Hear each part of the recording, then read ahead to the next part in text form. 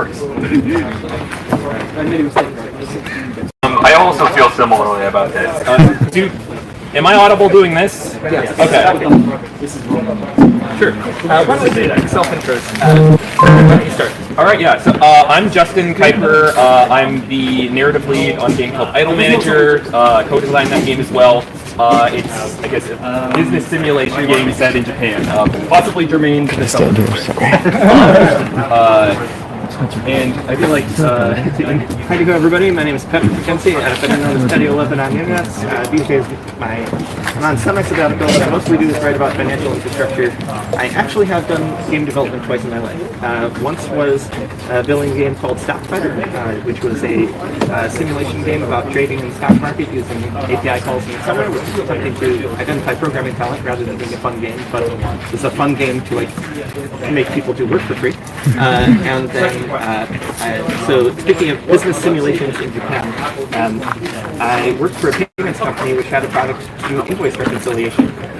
I will tell you that invoice reconciliation is a soul-destroying process. And you will think the words soul-destroying are a bit of an exaggeration until I actually force you to do invoice reconciliation with 1 hour in a game-like format with a nice anime character telling you what you're doing right, and also you don't understand all the rules yet, here's more, welcome to it.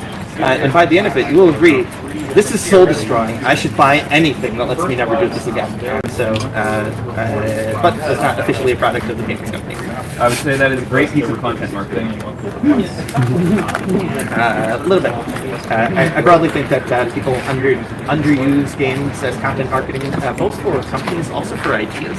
I think sometimes if you have like a tight idea of a concept, just like in illustration or similar, to get people to have something to hang their head on, it's pretty much harder to build a video game than to build an illustration. But even things like a bit of simulation in JavaScript on a one-page site with sliders that people can play with often lets them retain that and help spread that much better than somewhat dry piece of text. Yeah. Are you familiar with Nikki Case? Nikki Case, not off the top of my head. Oh yeah.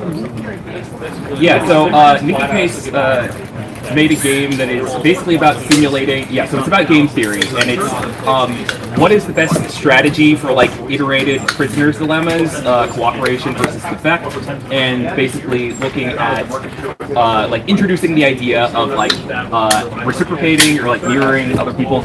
Looking at all these ways that you can respond to a defector in an iterated prisoner's dilemma, and then saying, let's let you set up the simulation. You can create the ecosystem with as many cooperators, as many defectors as you want, and then you can see that, oh, there are certain cooperative strategies that work really well if there are selection pressures that force everybody to always defect.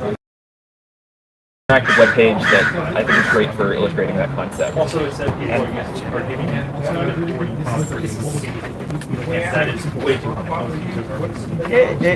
I think so. Pandemic Inc. substantially predates the recent experience with a very unfun worldwide LARPing game, but it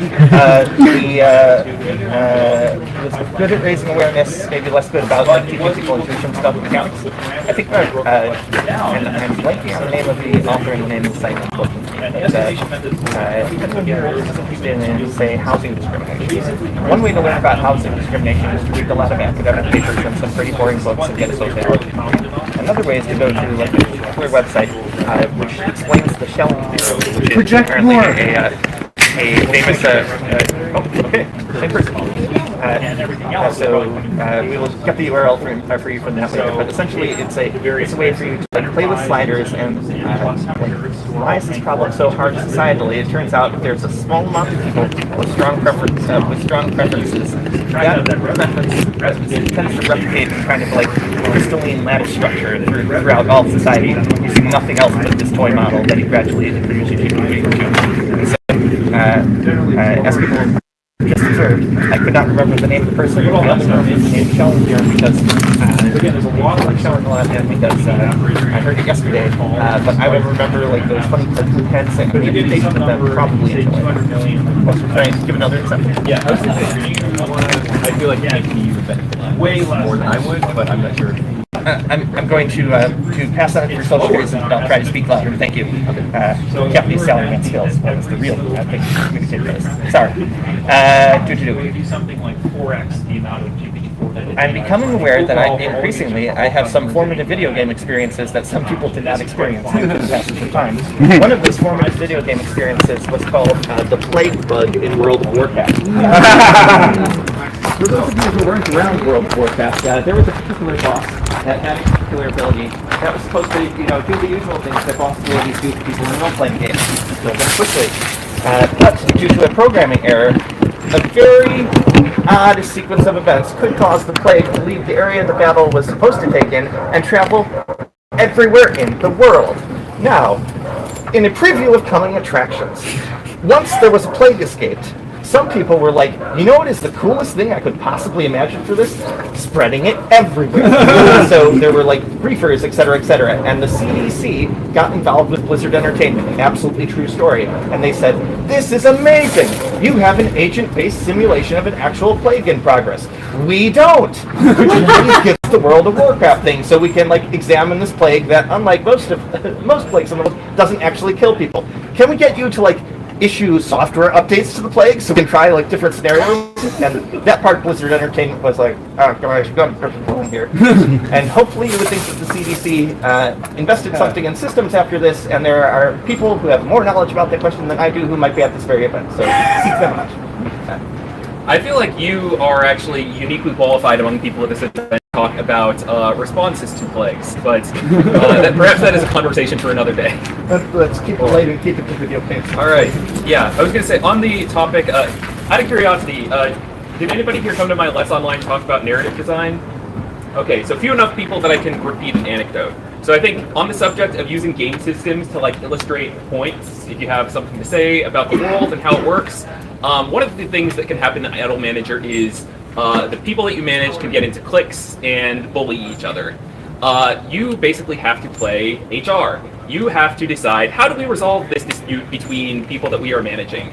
Now, in a fair world, in a world that I think most of us would want to live in, you would identify who is the problem maker, who is the bully in this situation. Let's get them out of the organization. However, if you are doing the cold, cynical HR thing, in this game where you are trying to make number go up as much as possible, your goal is actually to just figure out, how do I make this particular incompatibility between these two workers go away? This was something that people would discuss on the Discord server for this game, and one specific inquiry, someone was saying, how do I resolve this? Because, well, the person who is the bully is my ace. They're bringing in all of the revenue.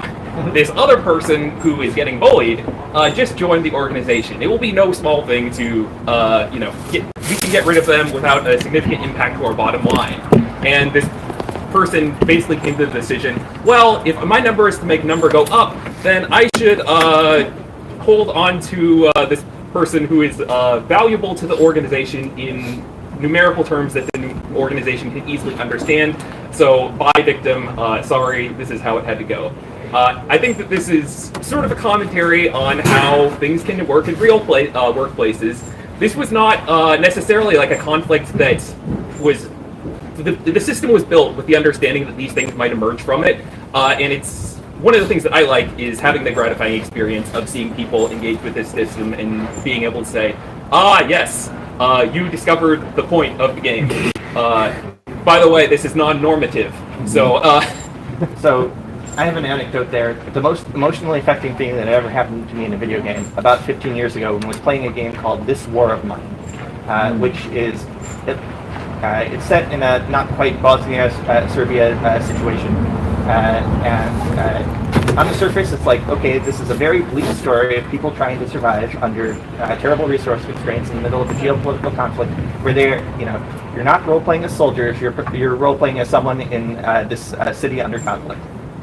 So, still remember his name, Bruno, one of the, I think, randomly generated characters. Bruno was my chef. Bruno had been injured. And I knew because of game mechanics that I was on the last day that I could possibly save Bruno, and to save Bruno, I would need to find bandages. And there was only one site that I could find bandages at. I go to that site, I find bandages, sweet, but if I go home, there's a chance to avoid seeing other resources on the map. So I do the good gamer thing and look for other resources. Peep in a door hole, because I've learned that this is a very dangerous game, because we are not soldiers. And there is a scripted cutscene that happens between a young girl and a soldier and depicts the horrors of war. And your choice. which is not presented to you like A, Paragon, kick down the door and shoot that guy. B, evil guy, just go off to do your business. But it's just like, game mechanics wise, you've got a weapon. He's probably going to shoot you. If you get shot, Bruno is going to die too. What do you do? And that was the first time I ever made a moral decision in a video game that caused me to actually think about my own moral judgment. And haunted me. And I left. And like turned off the game and sat in silence for about an hour. And I think, so interesting non-consensus things about this. Like most video games sell you a power fantasy and like you get to kill the dragon, maybe you get better at killing the dragon, etc., etc. This game is selling you a very bleak world in which you make consequential moral decisions, and you come to appreciate that some of the evils in the world are not caused by evil people that are scripted as being the villain. They are caused by good people doing terrible things under conditions of uncertainty, precarity, and lack of resources. Yeah, I was going to say, also, again, going back to Idle Manager, one of the things that will happen the first time you start this game is that it asks you to choose a difficulty level, and we very explicitly say there's like the easy mode, not recommended for first-time players, which isn't the purpose of the easiest mode to be for the first-time players who are learning how to play the game, but we just realized that actually the resource constraint is like a very important part of the narrative experiences you will have in this game. And so we actually want the player to experience going bankrupt. It is more interesting if they go through that cycle at least once. This is actually my admission to you, is that there is this part of the game that feels borderline plagiarized from something you said once, which is, if you are running a business, it is very important to not run out of money. This is true for obvious reasons, and it is also true for non-obvious reasons, because if you are the head of the company, and your company runs out of money, you now have a large number of people who no longer have a job. You will have to go to those people and say, by the way, you no longer have a job. It is not a very pleasant experience to go to 20 different people and say, I'm sorry, but you no longer have a job. And so, spoilers for Idle Manager, but if you go bankrupt, you may get simulation of what it is like to tell 20 people that they no longer have a job. And so in this game, knowing something of the genre but not playing these games, because I'll go, never mind. So knowing something of the genre, having not played these games, are you actually attached to these avatars as like characters by this point? Like they have faces, they have names, and plus they have stats, and like you become invested in them over the course of like a 3-hour playthrough. Right. So there aren't they're randomly generated, but the reasons that you care about them are the consequences of your gameplay. Yep. So it's like, I like her, she is my ace, she always brings in the revenue when I need it. And then, yeah, you know the people as the role players. And Bruno the chef. Right. Rest in peace, Bruno. It's just like work with this rental, like character generation with that thing. Yeah. So part of it is also, I think that there's like a thing that, there's like one game development philosophy, which is like, we made a cool character, and now we need to figure out how to get the player as somebody who interacts with gameplay systems that care about the character that we made. We kind of go from the opposite direction, where we realize in the simulation, people are going to have little units in the game that they really care about because they had a gameplay experience that made them care about that unit. How can we then take that unit and like sort of attach a tag to them that says, this person now gets to participate in cutscenes in a meaningful way, and we're doing this after you have already had the experience of caring about them. I think this is something that the video game Shadow of Mordor does, where the world is filled, it's a Lord of the Rings game, Middle-earth is filled with hundreds of generic orcs, and then there's about 20 orc generals who have names and unique abilities. Any of the orcs in this world can get elevated and promoted if they succeed in killing the player character. And then you have this general running around in the world who the player remembers as, oh, that's the guy who killed me. I really want to get revenge on that guy because he remembers how he killed me, and every time I encounter him in the world, I will get like just a 5 seconds of the camera zooms in on him and he taunts me. So for folks who want a search term for Googling later, this is called the Nemesis system. The there's an interesting middle ground between the classic video game design, like this is Celes in Final Fantasy VI, and you know this character because she's been written by a natural human author and has a face that has been artistically drawn. And here are some random generated characters who you have no attachment to at the beginning, but you grow to be attached to like consequences of gameplay. So in both of the games I did, we had using various fictional devices, and I'm not capable of doing good anime drawings, but that is a skill you can purchase from the marketplace, thankfully. We had the senpai for the, she had a name, and I'm like, there was like senpai for the player character in the Invoices game. And we randomly generate the facts about the invoices, but you grew to become attached with her, and for maximum verisimilitude, I wrote the first version of the dialogue into English. We got it translated into Japanese as well. We then stepped through with an actual OL and said, "Hey, like roleplay senpai here. Did we screw anything up in the script?" The other game that we had, the Stock Fighter. So OL for. Oh, I'm sorry. Implicit knowledge. Office Lady. It's broadly the women who keep the world running. And I will avoid a long discussion of Japanese workplaces here, but get these drunk sometime.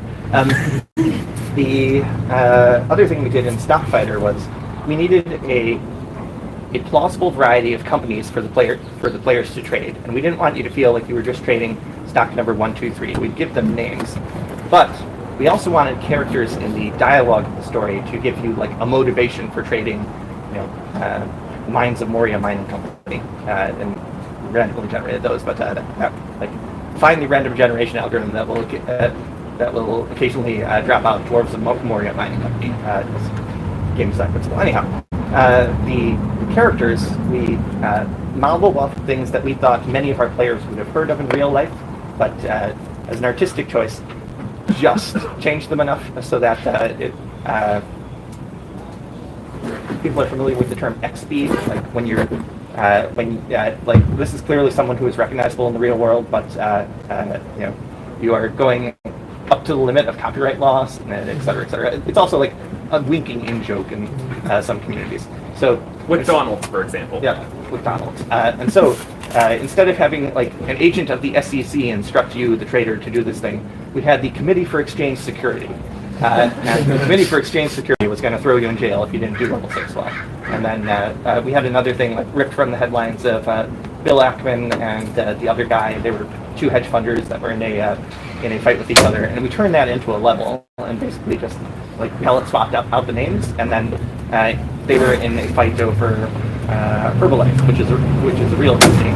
And since I do not have an unlimited legal budget, rather than like having XP for Herbalife, we would randomly choose like. Fundamentally, there's no reason why that bet between two rich hedge funders had to be about a milkshake company. So it was just like, oh, what's the stock they're getting this bad at? Like, roll some dice. And so like when you go to a player and tell your story of that, you will have a very slightly different story than that player, but have experienced different similar game mechanics.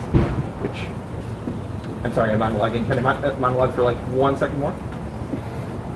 Experiencing the same game and appreciating the same game mechanics, having a different story, which is all your own. If you can do that, that is a wonderful video game thing.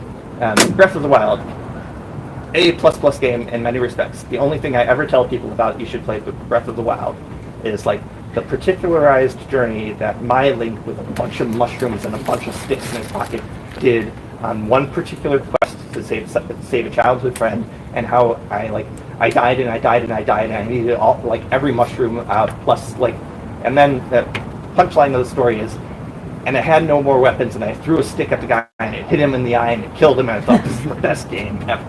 And like all the actual plot in the game, it's a Zelda game, but like I will remember that story and tell that story for forever. And so giving players the capability of doing that is both a product feature, and it's also like an advance on your future marketing success.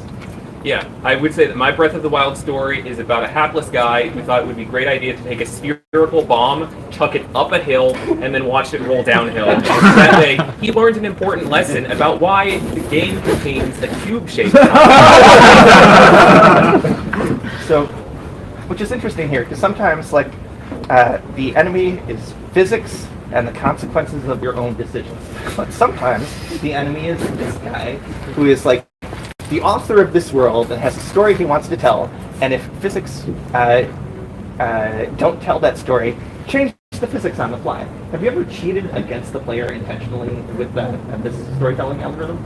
I would say that the closest thing I do to cheating is I can sort of be a mind reader, or rather, I can know 90%. Most players think this is a free choice, but I know that 90% of them are going to take this particular route. I know this because I can observe people playing the game before it's out, because it's really useful to have alpha testers who think, wow, I get the benefit of getting to play this thing early, and I get the benefit of all of their data, which they happily participate in. So I think the closest thing I do is saying, I'm going to create this hyper-specific experience that I'm pretty sure most people are going to experience, but they'll feel as though it is something that is happening to only them. So, a game that I think does this... Oh, sorry, question? I just wanted to throw out like an element anecdote, and that was the time for that. Sure. A friend of mine made a game jam game, which is sort of like... It was like mostly plot-based, but there's also gameplay that felt a little bit like Guitar Hero, for example. But really the focus of it was the plot. And in theory, if you miss enough notes, you die. But there's no health bar, and he actually never coded the die condition. No matter how many you miss, you will survive. And the idea is, because it's plot-based, most people will only play it once, and they'll just assume that they got kind of lucky through the whole game. And it works. So, an example of taking this design experience, allowing the player to have their own walkthrough, but silently... Oh, by the way, there are some games that silently cheat in the favor of the player to synthetically reduce the difficulty level. Like, if your health goes down, we're going to suddenly start spawning power-ups. And then, what is, like, the intent of this? One, it's to allow perhaps less skilled players to get through the game on their chosen difficulty level. The other is to sell a power fantasy. You can sell stories, you can tell stories in life that are not power fantasies. So there's this game, Ixion, which is one of a cluster of games that comes out of the newly popular in the West Chinese science fiction tradition. Ixion is a bleak, keep going, pitch black, grimdark game. In the first 2 minutes of the narrative, without you having substantial control over this, you, the player character avatar, are directly responsible for killing almost everyone in humanity except the people on your spaceship. The rest of the game is resource management on that spaceship. Now, after getting through the bleak start, you want to be the best resource manager you can be. And if you are good at these kind of games, you will do kind of well. And then the game starts throwing challenges at you. And if you look at Steam reviews for Ixion, a lot of them will say that the game is unfair. No shit. This game happens in a universe that does not like you. Because it's bleak. And so if you are getting ahead of the food versus number of population curve, your food is going to randomly start spoiling. You will suddenly have plagues. There will be a revolution internally, which you have to put down with the benevolent leadership of the space-based. It's totally not the CCP, but it's totally the CCP, etc., etc. And because the narrative this game is trying to sell is humanity is this flickering candle against the infinite void of space, and someday it will be flushed out. I played the game. I hate this narrative. I want optimistic narratives in my video game spaces, but I can appreciate the skill at which the game mechanics drove the narrative upon the player, even if the player didn't want that experience. Yes? I guess my kind of question I have. First off, thank you for those anecdotes. I think you mentioned two areas. One of the sort of all the algorithmically generated backstories, but also this sort of difficulty as a feature, and you give the example of the experience of going bankrupt. One kind of question I kind of have is how do you sort of balance the two? Maybe giving the example of some game, and it's not algorithmic generated, but Elden Ring. It's okay, I know there's a story, but it feels like the story is really just finding the random terminals in Halo. It's I'm too busy fighting, this dragon, and I just got randomly attacked by a lobster that's behind me. If you played Elden Ring, you know what I'm talking about. If it's by the time you're getting through the game, it's just okay, I'm just focused on fighting. Story, look, these characters aren't long, so this rolled anyway. Don't get attached. It's how do you So if you're trying to do sort of both of these sort of generated, sort of partially generated story, how does that factor into like the decision about appropriate level of difficulty if you're trying to make that sort of difficulty a feature? Like giving almost like the example of like the FromSoft game is like one where like okay, if people know it's difficult, you're going to die a lot, but that's why people play. I have a point of view on this, but you want to take it first? Yeah, I was gonna say I think that it partly depends on the fidelity of the game that you're working on.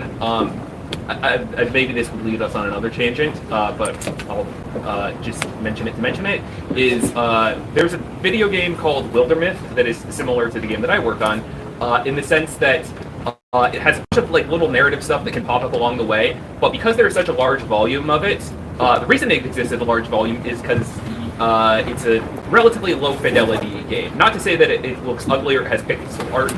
It's actually very beautiful, but there was no mocap work done for this game, right? Mm-hmm. And so I think that one of the constraints that you see in like AAA games is they say we put so much effort into creating this thing, and therefore we have to build the systems such that this thing will reliably emerge. Whereas I and games such as Wildermyth are kind of content to have this thing and say, actually, it is okay if not everybody experiences this, and so we will have it here for people who do have the specific interaction with the gameplay systems, but we don't have to push them in that direction if we feel like they are not getting everything that we want them to.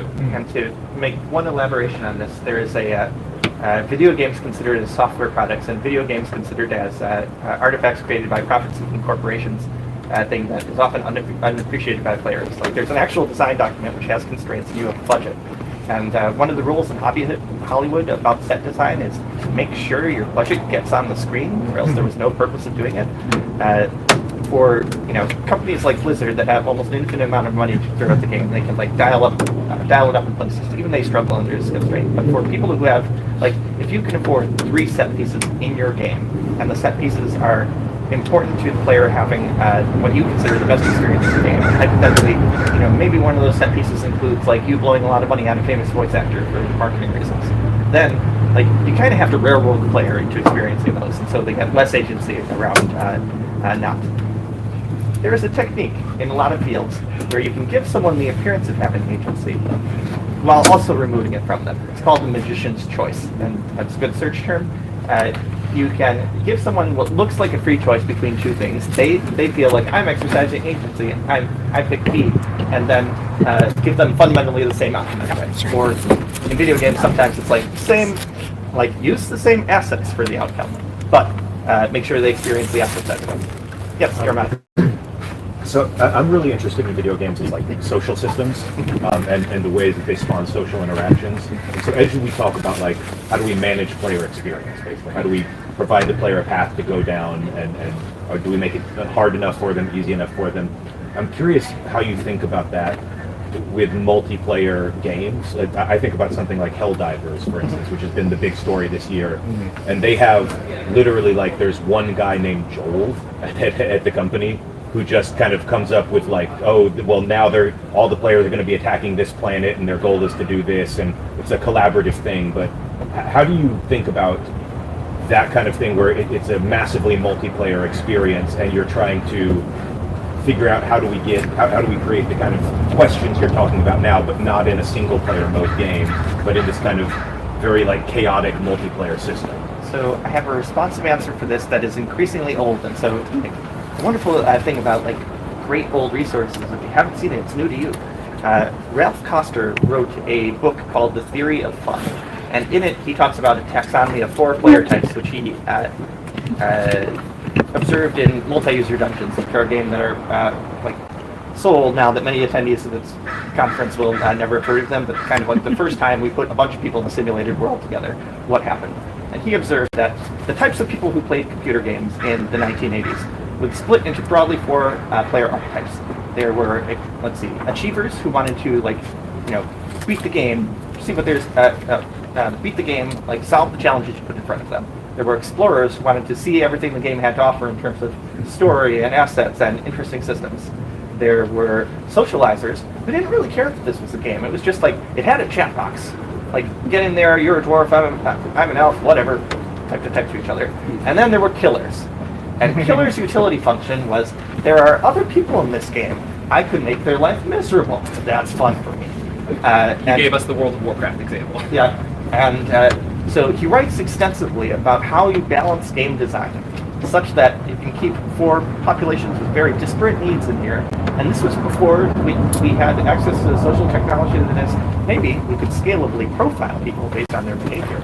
And if their theory of fun was causing suffering in the world to other humans, perhaps invite them to play other video games, which is not necessarily like the only morally or financially correct choice to that. Like there are some video games where it seems like the community and the business just thrives on suffering of everyone in the player base. You do you for them and their players, I guess. Let's see. Yeah, I was going to say, before I speak on this, it is now 1:37, so we're kind of past our time, but we sort of have the whole hour we were going to do video games and then talk about fantasy novel. Do we want to reallocate some of the latter to the former, or how do we feel about this? Sure, quick. Throw up your hands. Continue discussing video games and design decisions about them, or if you deep dive on characters in a fantasy work called Dragon and Coin. Throw up hands yes for video games? Okay, hands down. Hands up for Dragon and the Coin. That's about a push, maybe $10, like 5 more minutes of video games? Sure. Okay. All right. Yeah, I was going to say, I feel like that I am pretty much in agreement with that. I also think that you do need to correctly model. Some people like to be griefed within specific bounds. This is like a thing there was a video game called Team Fortress 2. There still is, but there used to be one too. In which there are like these great YouTube videos that show all of the creative ways in which people have like created traps for other players in the game. It would be terrible if you experienced one of these every time you logged in. It is delightful to experience one of these every 100th time you log in, because you got a novel experience. You died in a weird and unique way. This is also like an interaction that people would regularly have on the Half-Life 2 deathmatch forums. Like the person who gives a negative review and says, "This is the worst game ever because I joined the server and then it was immediately killed by a flying toilet." And then you have the counter to that is, "This is the best game ever because I joined the server and was immediately killed by a flying toilet." So, in a related way, I'm also curious, like as game designers, how do you react when players use your game in a way that you didn't intend? And usually this happens, I think, a lot in multiplayer systems because personal interactions are chaotic and you can never really predict crowds of people very well. But like when a game happens and all of a sudden the players are playing the game in a way you're like, I didn't realize they could do that. But now it's the point of the game. Like, have you ever seen that? So, I think this ties into the last point as well. One thing that is increasingly in the design space for games that wasn't historically is you need to anticipate the secondary media of the game. Like, what is going to get screenshot, what is going to get streamed, what is good for the content. Which is an odd thing to do as a capitalist business where you're trying to like predict. So for your own marketing purposes, you would like streamers to like play the game more, and so you want something that will be engaging on stream as well as the player who actually has the controller in their hand, and present them something to maximize the results of their content creation business because it will sell more copies at the margin. So, to the extent that people find like ways to break the game that don't break the game for other people, it's magical. When we were doing Starfighter, it's fundamentally an API-based game. We told people that, like, for avoidance of doubt, if you can build something on top of this that doesn't hurt other people and doesn't do anything illegal, go. And what one player did was like, I really like Minecraft more than your game. Minecraft has Lewis scripting available to it. No one has built a working stock exchange in Minecraft before. And they built a redstone Bloomberg terminal in Minecraft to connect to a real functioning fake stock exchange.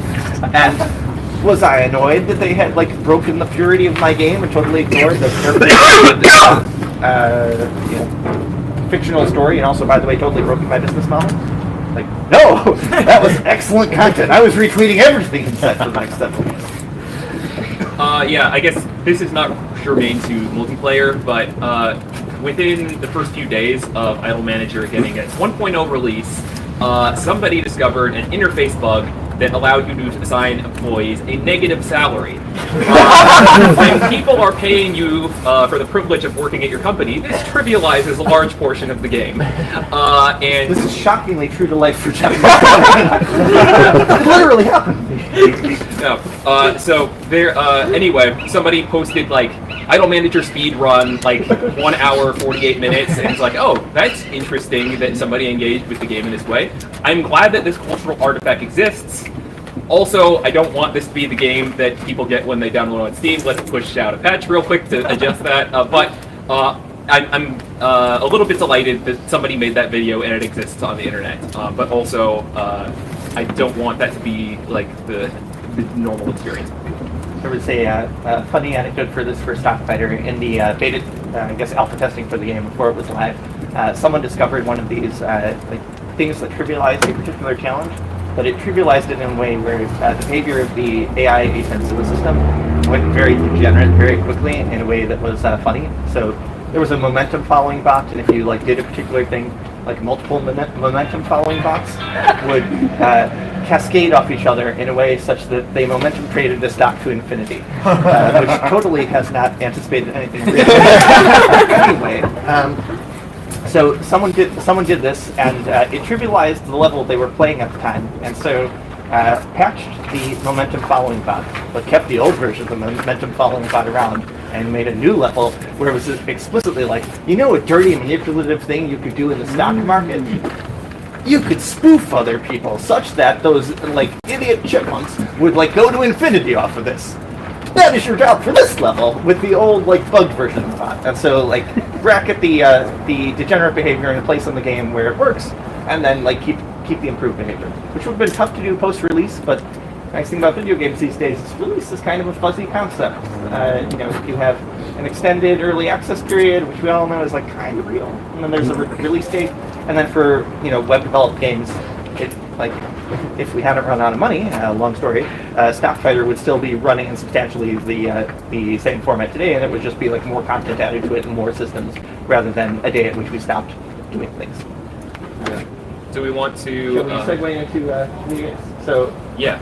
If people have questions about game design, pause for station identification. Hi, I am Justin Kuiper. My contact information is on the little web form that probably sent you here. You can talk to me about video games, find me walking around, or email me via that form that has the information on it. Or justinkuiper.substack.com. You also have a Substack. I don't have a Substack. I have a newsletter. Oh, sorry. Sorry. Why am I religious about this distinction? It's a digression. Ask me sometime. Anyhow, patio11 all over the internet. Feel free to get in touch with me. I have an open invitation on my website. I'll talk software with anything. Games are a subset of software. If you send me an email, I'm getting my game design.